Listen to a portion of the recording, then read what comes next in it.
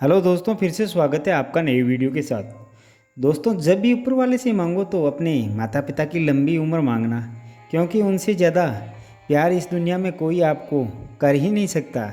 यह कहानी एक पिता और पुत्र की है जो समुद्री रास्ते से कहीं जा रहे थे और बीच समुद्र में उनकी नाव जिस पर सवार थे वह खराब हो गई।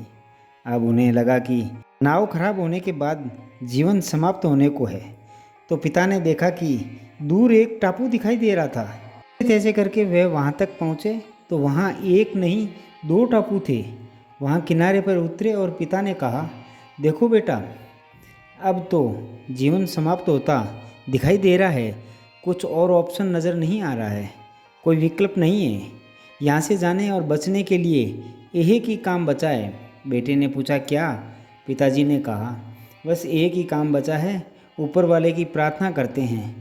एक टापू पर मैं जा रहा हूँ, दूसरे पर तुम चले जाओ। ध्यान लगाओ और प्रभु से कहो कि हमें बचाए। जो मांगना है मांग लो, कुछ ना कुछ तो होगा।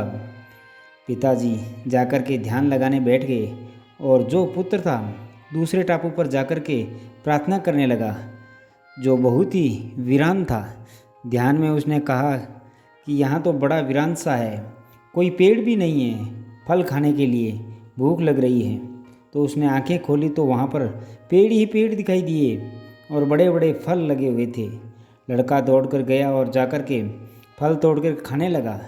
फिर से ध्यान में बैठ गया और कहने लगा कि चलो फल तो खा लिए, ये जगह बहुत सुंदर है, कुछ ऐसा हो जाए कि यहीं परिवार बसा लूँ, एक झोंपड़ी मिल जाए, यहीं पर मेरा परिवार बस जाए।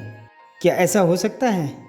उसने ध्यान में ऐसा बोला और जब आंख खोली तो सामने एक झोंपड़ी उसे दिखाई दी। उसका घर बन चुका था और साथ में एक महिला खड़ी हुई थी।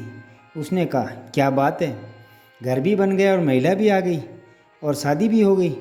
तो फिर उसने सोचा, कहा कि अब जब सब कुछ हो ही रहा है तो यहाँ से बचने का रास्ता निकालते हैं, क्योंकि जब सब कुछ मेरी सुनी जा रही है तो ये भी सुन ली जाएगी।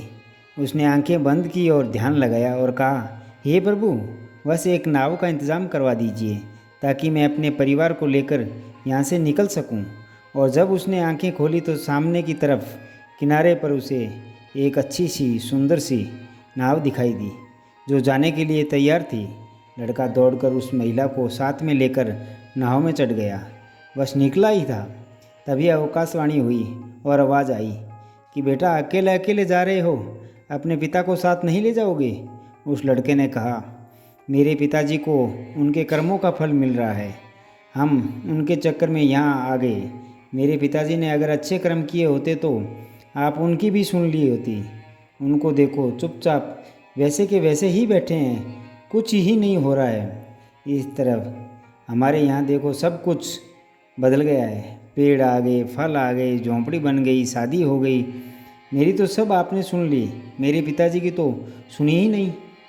उन्होंने उनके कर्मों का फल मिल रहा है, मिलने दो, हम यहाँ से निकलेंगे, उन्हें भुगतने दो। आकाशवाणी फिर से हुई कि बेटा, तुम जानना नहीं चाहोगे कि वे क्या मांग रहे हैं? उसने लड़के ने कहा, बताओ बताओ, क्या मांग रहे हैं जो मिल नहीं रहा है? उन्होंने ऐसा क्या मांग लिया? उन्होंने आकाशवाणी फिर से हुई और आवाज़ आई कि बेटा, तुम्हारे पिता बस एक ही चीज़ मांग रहे हैं कि मेरा बेटा जो मांग रहा है उसे मिलता चला जाए और मेरे बेटे की हर प्रार्थना स्वीकार करना। लड़के की आंखों में आंसू आ गए। यह सब सुनकर उसकी गलती का एहसास हुआ, लेकिन हम में से कोई गलती का एहसास नहीं करते हैं। हम अपने माता पिता को कभी अकेले नहीं छोड़ना चाहिए, क्योंकि माता पिता की वजह से ही आप यह संसार देख रहे हैं, नहीं तो यह कभी नहीं देखते। अपने माता पिता और गुरुजनों का हमेशा सम्मान करना चाहिए। तो दोस्तों, आपको यह कहानी कैसी लगी हमें कमेंट बॉक्स में ज़रूर बताएं और लाइक करें, सब्सक्राइब करें। मिलते हैं दोस्तों अगले वीडियो में, तब तक अपना ख्याल रखना, मुस्कुराते रहना। धन्यवाद।